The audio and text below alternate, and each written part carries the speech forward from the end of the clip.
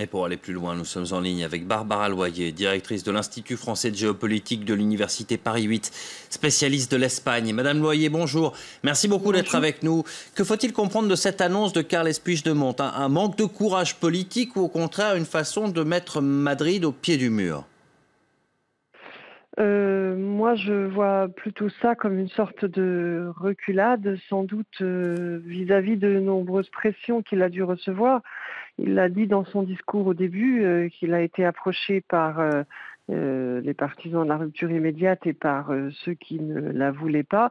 Je pense qu'à l'intérieur du, parti nationaliste, et notamment de son parti à lui qui est conservateur, les départs d'entreprises, ont été pris, au sérieux et que donc il a dû faire profil bas. C'est d'ailleurs le visage, des parlementaires, à la suite de ces déclarations était plutôt, fermé.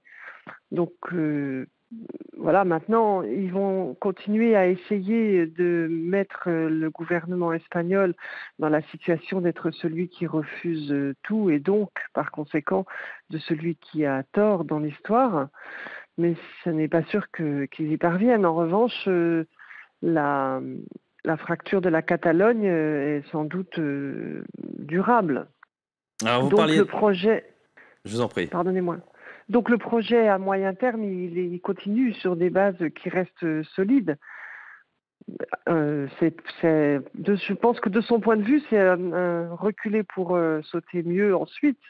Alors on attend la réponse de Mariano Rajoy dans la matinée. Il y a une réunion d'urgence du gouvernement à Madrid. Quelles sont les options possibles pour le Premier ministre espagnol maintenant?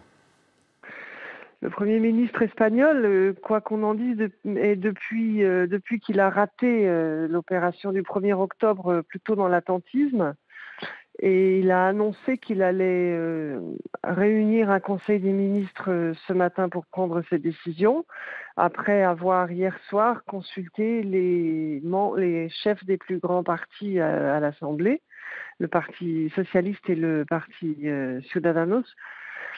Ciudadanos demande une suspension de l'autonomie, catalane, quelques jours, le temps de dissoudre le parlement et de convoquer des élections pour éclaircir la situation en Catalogne.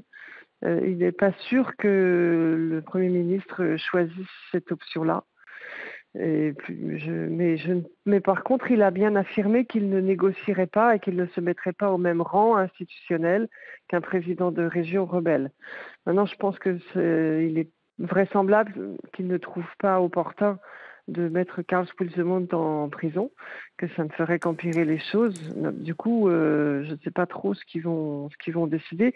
Tout va dépendre aussi de la manière dont le mouvement nationaliste reste uni, puisque la partie anti-système, anticapitaliste d'extrême gauche du mouvement est mécontente parce qu'ils voulaient l'indépendance tout de suite. Alors on leur a fait signer quelque chose de symbolique à l'intérieur de la Generalitat, mais en dehors du Parlement, dans une salle à part, une chose symbolique qui est une déclaration d'indépendance.